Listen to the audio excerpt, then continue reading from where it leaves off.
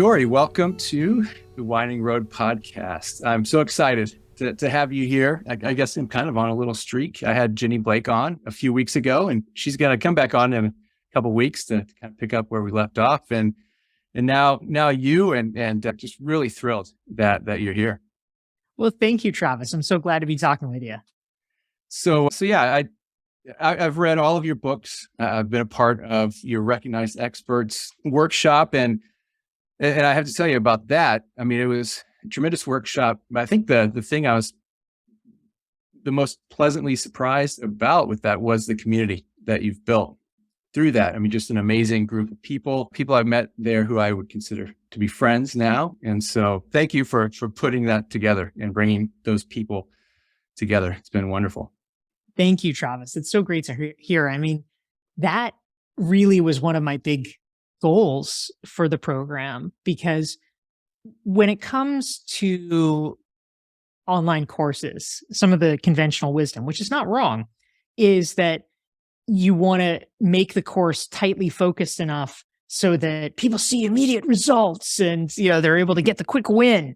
And the sort of inherent problem, is that becoming a recognized expert is kind of the opposite of a quick win, because the whole point is like, sorry, that's not how it works.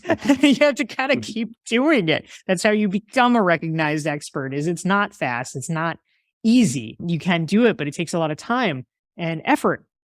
And the thing that keeps you going through the process when it can become hard or when it feels like a slog is the community of people that you've built that make it an enjoyable process and give you the support and give you the encouragement and show you that it's possible. And so for me, that was a really integral part of building the Recognized Expert community. So I'm so glad that it felt that way and worked that way for you. Yeah, absolutely. And do you think that if there's a lot of people building courses that want to build courses, how important is tying community to those courses? Well, one of the things that I've heard, and I agree with it in a lot of ways, is that people come for the course, they come for sort of the content, but then they stay for the community, because it's a little hard, if people are like, oh, the community is great. Well, first of all, people are kind of skeptics, right? They're like, well, I'm glad for you, but you might have bad taste. And so, they're like, nobody believes that until they actually experience it for themselves. And so the thing that will sell them on a course is like, well, I want to learn that thing. And that's great, but it doesn't necessarily have a lot of adherence, a lot of stickiness. But in order for the Recognized Expert process to be effective, because it's something that definitionally people need to be working on for a period of several years, you have to have the stickiness. You have to have people who are willing to do things. And so for me, community is a very integral part of it. I mean, I recommend that people include that in their courses, at least their more intensive courses, as a key component of it. But it really was mandatory, I think, in terms of the formulation of what it takes for people to be successful in the journey toward becoming a recognized expert. Mm-hmm. Yeah, I would agree with that. And I had mentioned before I hit record that I'm creating some courses. One's a cohort-based course, and it's in the Winding Road. The podcast and careers is for people who have a nonlinear career path.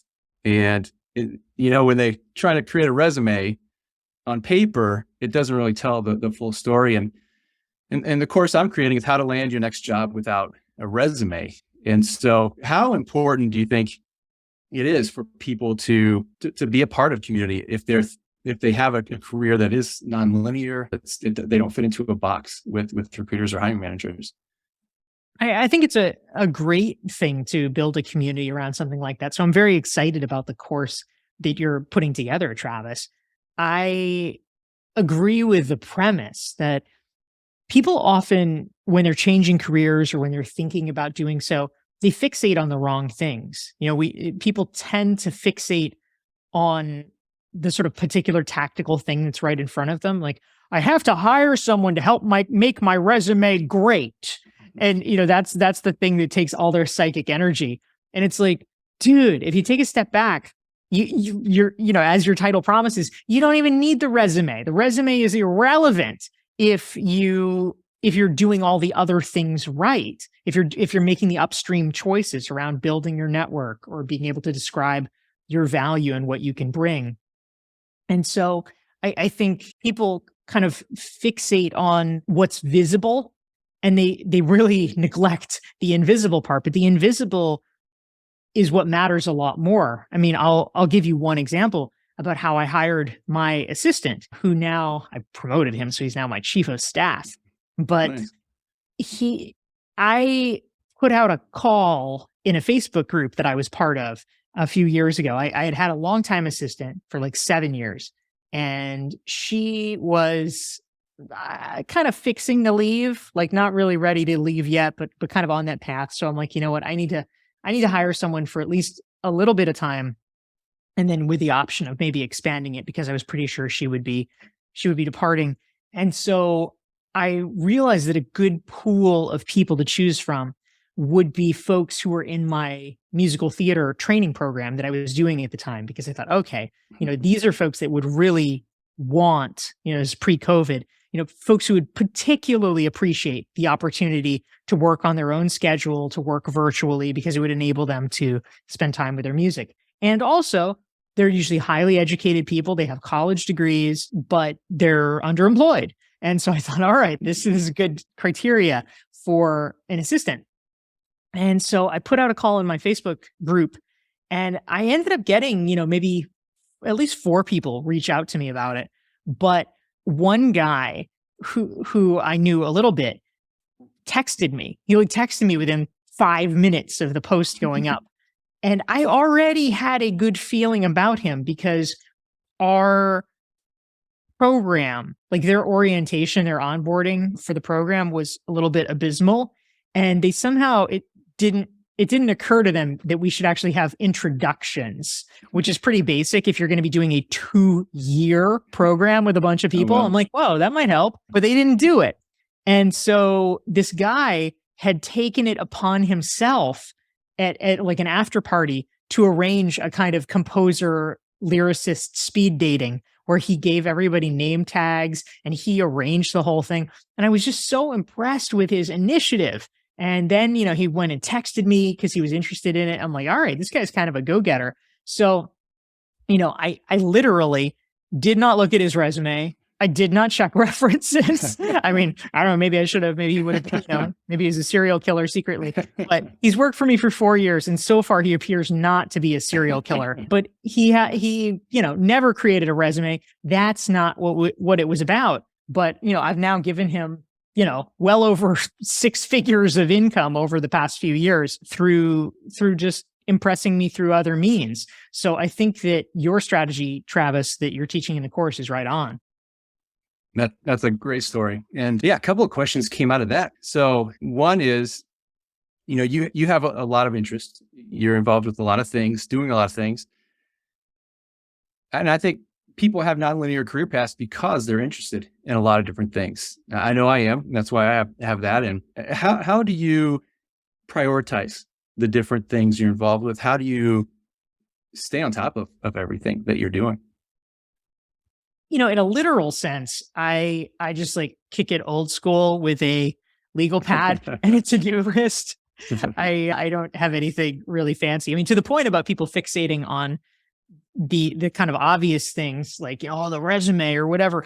I get so many people who are like, oh, well, what kind of CRM do you use? And what kind of software do you use? And, it's like, I use a notepad. I use Excel. I use like Google Calendar. Like, money is not going to make a difference for you when it comes to sort of solving the problems of prioritization. It's a strategic problem. As I talk about in my book, The Long Game, it's not a thing like, oh, if I only had, an extra $1,000 to spend on software, then it would solve my problem of what to spend my time on. No, it does not. So, one question that I always like to think about and ask is what is the thing that if I can do it, it will make everything else easier? That's one way to think through what would be the best use of your time. But, the honest truth is some days I would say are busy enough that it's really just a like, let's just get through the calendar kind of get day. I mean, I know all right, I have half a dozen meetings.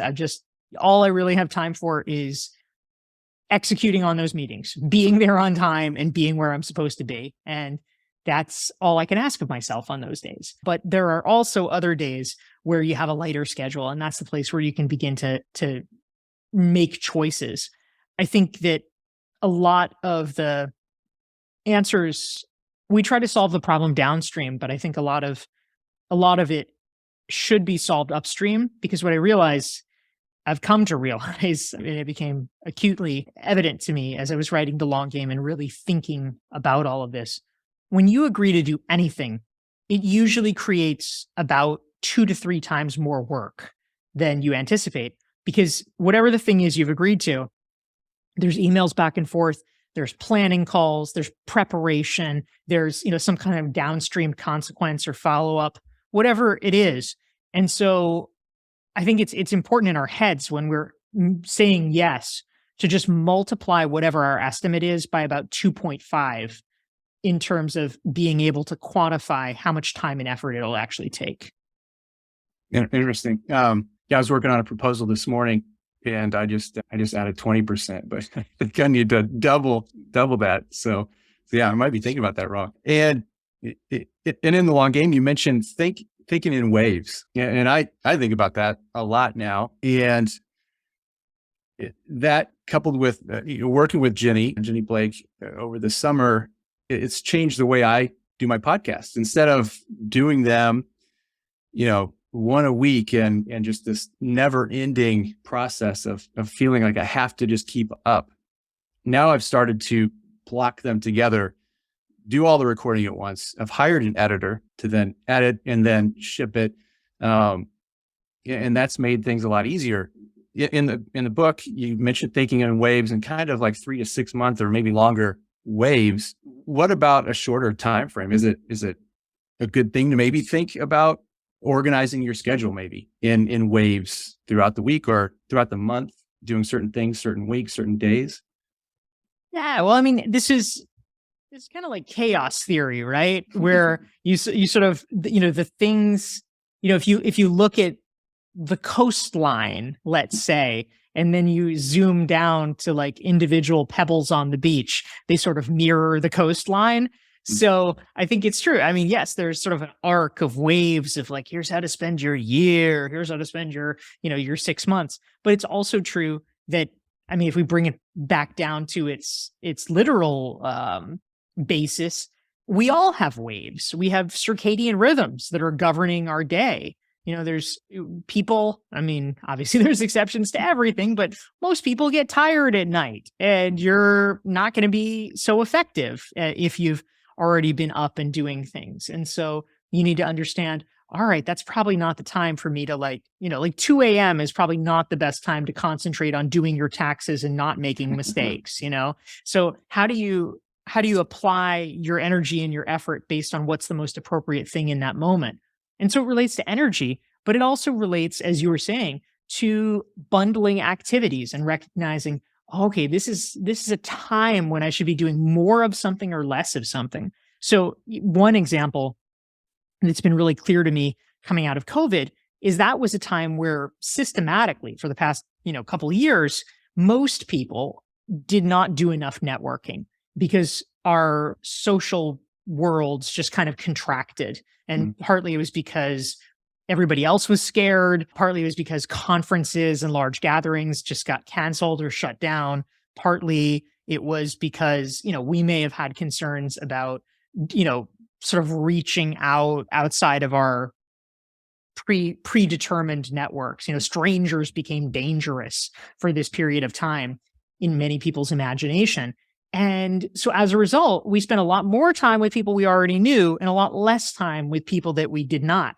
And so I think that implies that we need to, if we were under indexing on that, it's time to rebalance the portfolio and to over index on networking and socializing and connecting with people. Because unless you want to continue that trajectory where you're just sort of narrowing and narrowing and narrowing the people you talk to, which most of us recognize is not actually good for us. It's not good for our mental health. It's not good for our innovation. It's not good for introducing opportunity into our lives. We want to change it. And so in order to change it, this is the wave where we need to start socializing and networking more than we did, much more than we did, in order to balance out the deficit that we had been running for a while. Yeah, that's interesting. And how does local network building versus kind of a wider range through, LinkedIn and other non-local entities come into play? Well, I'm keenly attuned to this, having this past December bought a place in Miami and moving down here. You want and need to have both. I mean, we now have the ability to have these sort of virtual networks and to stay in touch with our pre-existing friends and, have all of those relationships. But it's also true that for most of us, at least, you want to have some people over that oh, it's a Friday night, I'm bored, who can I hang out with? You'd like to live in a world where you have at least somebody you could call. So that doesn't happen by accident. And I think a lot of people feel very, I have a whole chapter in the long game about relationship building and networking. And I wanted to make a point of doubling down on that and talking about it, because I think, frankly, a lot of people don't have the skills or don't feel empowered to be the person doing the inviting. And I really want to encourage people, if someone listening is in that position where they're like, oh, I'd like to go out, but I don't know where to start. I don't know who to ask, oh, would it be weird? I really want to push back on that and say, no, it's everybody's responsibility to do this. It might feel to you like, oh, I don't know how people would respond, or, gosh, I don't want to be presumptuous. But in reality, you're basically saying, I want everyone else to do the work. I want people to come to me and fill up my social calendar. And that's actually not right. We all need to carry the weight of this. And, as my mom used to like to say, if you want to get an invitation, you need to give an invitation. We all need to be hosts. We all need to step up. People appreciate invitations. In many cases, they might be just as lonely on a Friday night. And so being an organizer and reaching out and doing it is really a mitzvah if we would get started and embrace it. It's much less hard than you might imagine. Yeah. And it is scary because you're wondering, will people say no? Will anybody show up? Right. So I know you have regular dinner parties, right? Where you invite people over for dinner, and how do you determine who to invite? Well, to be clear, mostly I don't invite them over because we live in a world, Travis, where, if you have a dinner party with 6 people, there are 8 dietary restrictions. And I take full responsibility. I'm vegetarian, which I know is, somehow mentally challenging for people as well. So, it gets really hard to manage when you have to be the host figuring all that out. But I do like to have gatherings at restaurants, which I think are better equipped for figuring out food things. But yeah, honestly, you can have a pretty loose value proposition. An easy thing is if people have something all in common, you can pick a theme. And I've done a million different themes, just based on who or what group you want to establish. You could have a thing for, I've done one for female journalists. It's you just say hey, you're a female journalist. Do you want to meet other female journalists? And the answer is probably, yes, I do. And so they come to the party. Or I did one for musicians, friends who are professional musicians. They loved meeting each other and networking. But I've done a million for business authors. People love to sort of trade tips and best practices and oh, how'd you get so many Amazon reviews? Tell me your secret. Whatever. Everyone wants to talk shop. But it's also true that you can have just sort of mixed parties. And by mixed, I mean, you could just say, hey, Travis, I'm having a gathering next Thursday night of really interesting people. Would you like to come? And, if you're the right type of person, if you're the kind of person that's yes, I would like more interesting people in my life, you will probably say yes to that. And that's actually part of the fun is you might not normally meet an astronaut and a dog breeder and a comedian and a university provost, but hey, they're all together at the dinner, and all of a sudden you get to meet a bunch of people that you wouldn't have otherwise, which is cool. Yeah. Yeah, that's awesome. And when I was working with Jenny over the summer to her boxer coaching that she was doing, which was a great experience, I had asked her that, like, because I knew she had moved from the Bay Area to New York and didn't really know anybody. And I moved from Seattle to Spokane in 2016, worked remotely that whole time for a company in Denver, and really didn't get out and meet a lot of people locally. And then during COVID, my network like exploded internationally, which is crazy. Yeah. Do workshops and communities, and now once a month I have a call at 5 a.m. with someone in Finland and Singapore, and that's the only time we can make it work. And so I want to build a more vibrant local network because I'm still working remotely, just not getting out there. And so Jenny recommended Nick Gray's book to our cocktail party. And then it reminded me of how you host people.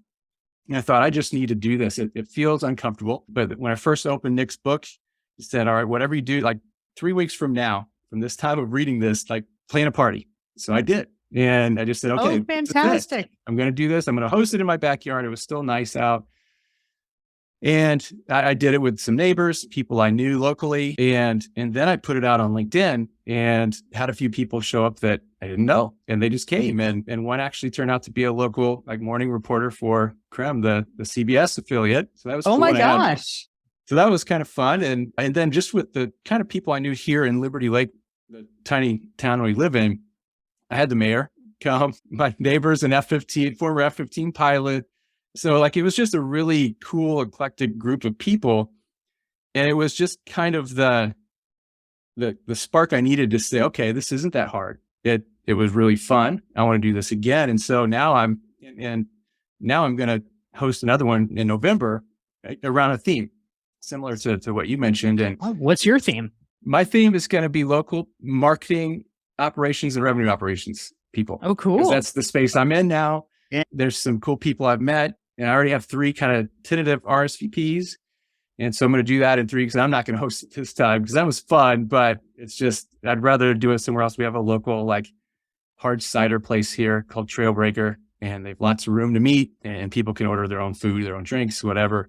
It's much easier, right? And so I'm going to do that. And then I'm going to do another theme of local people who went to Indiana University where I went, because there's not a lot of us here being so far from Bloomington, Indiana. And so thought that would be a good kind of easy theme to get people excited about it and just start to practice and get better at it. And good for you, man. I'm impressed. You're just taking it into your own hands. That's exactly what I would recommend. I love that.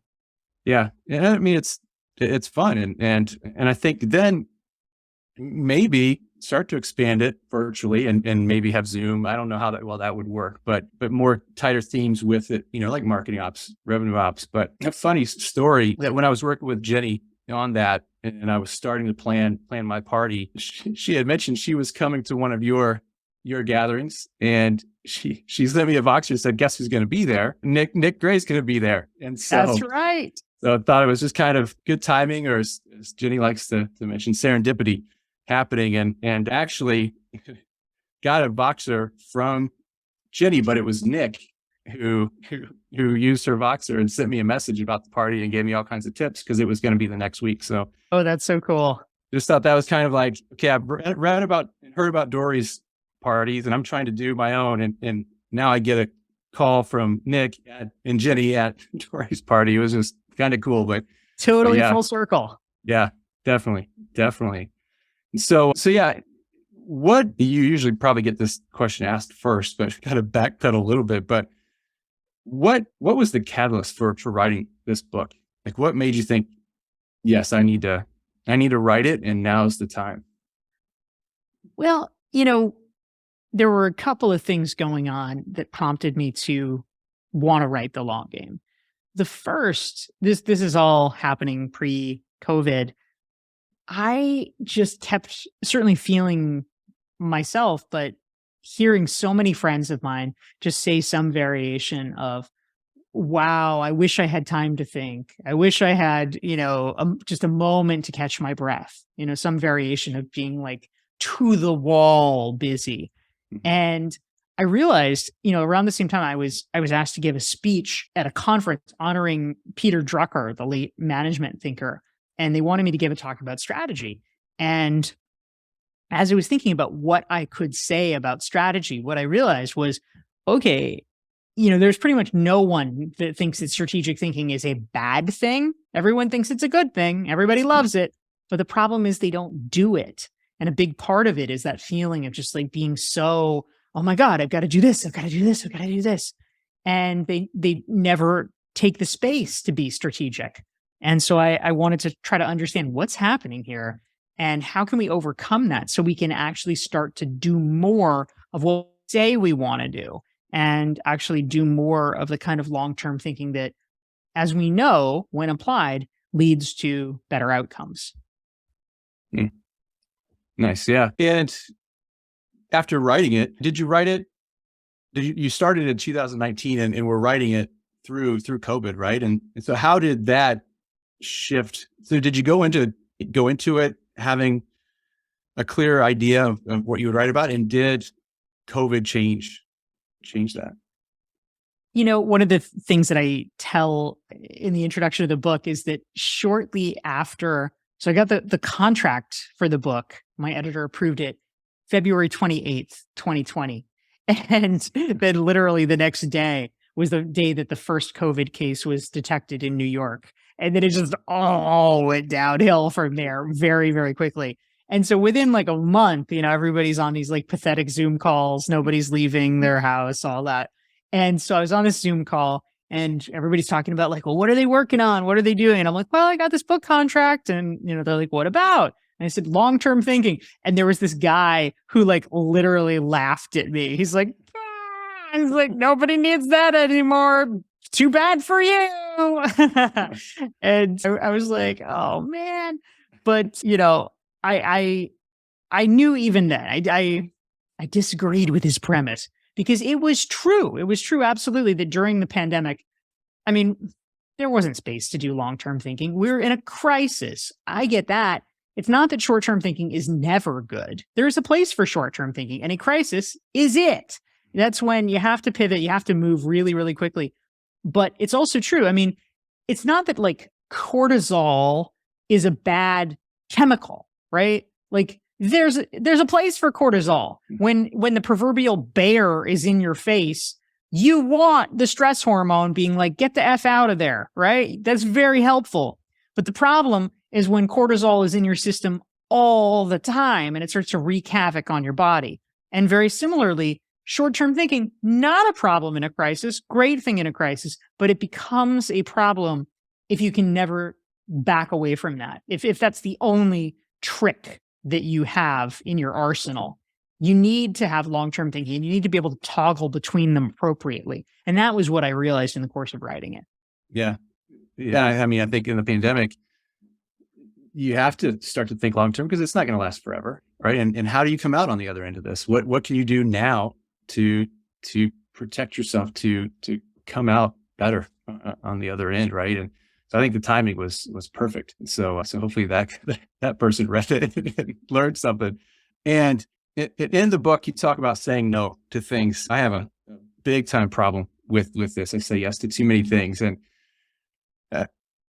what if something comes across and you say, hell yeah, that I want to do that. That sounds awesome. I want to spend my time there. But then it elicits fear and imposter syndrome. Like, how do you balance that? How do you get over that?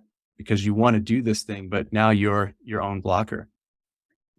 Yeah, absolutely. I mean, it might feel terrible, but in some ways that's actually a good problem to have, because the problem that a lot of people have is the much more pedestrian, I said yes, and now I realize this is like so boring and such a waste of time, and now I can't get out of it. So that's slightly more horrifying and more common. But if you have the sort of problem, I'll say in air quotes, of having said yes to something that's actually very cool, but it just is like stretching the limits of your ability and therefore making you uncomfortable, I mean, first of all, like life is never going to be free of problems, right? Mhm. So we need to just like choose the better problem. And that's a much better problem to have.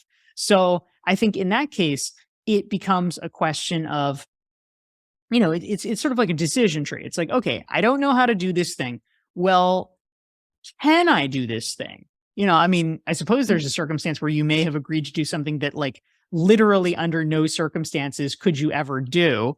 And in which case that would be unfortunate and you'd probably have to apologize and retreat pretty quickly. But in most cases, in most cases, people actually, they have enough sense to be like, if I'm like, hey, Travis, I'll give you $10 million if you can, jump 50 feet. You'll be like, wow, I'd really like, $10 million, but unless there's a trampoline involved, I can't jump 50 feet. Like, that that's the case. In most cases, what people are stressed out about is that the thing that they have agreed to do, like it's within the realm of possibility. It's not like it violates the laws of physics. It could be done, but they just haven't done it before, or they don't quite know how to do it. Let's call it like a 10 or 20% stretch from where they are.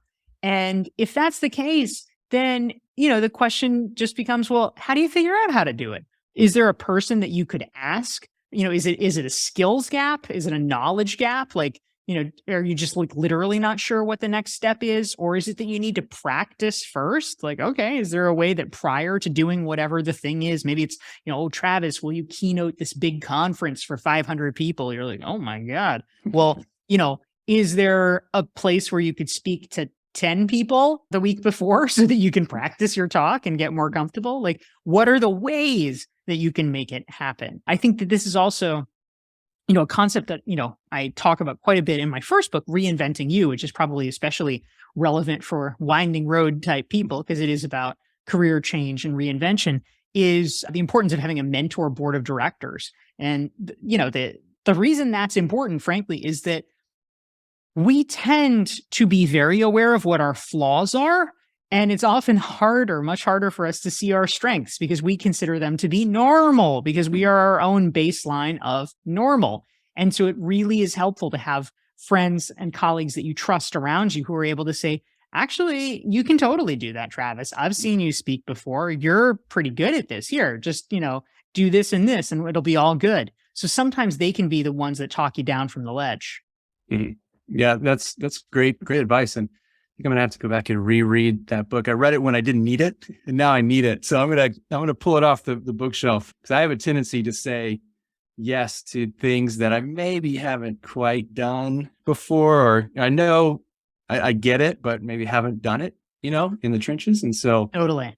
I have a habit of that because it sounds interesting, it sounds fun, and I want to learn. Right? I want to see how's the sausage made with this stuff? And so I say yes. And then I'm like, oh shit, now I got to figure this out. How am I going to figure it out? And so yeah, I do that a lot, but that's how I've grown and that's how I've learned. But yeah, sometimes a forcing function is not a bad thing. Yeah, absolutely.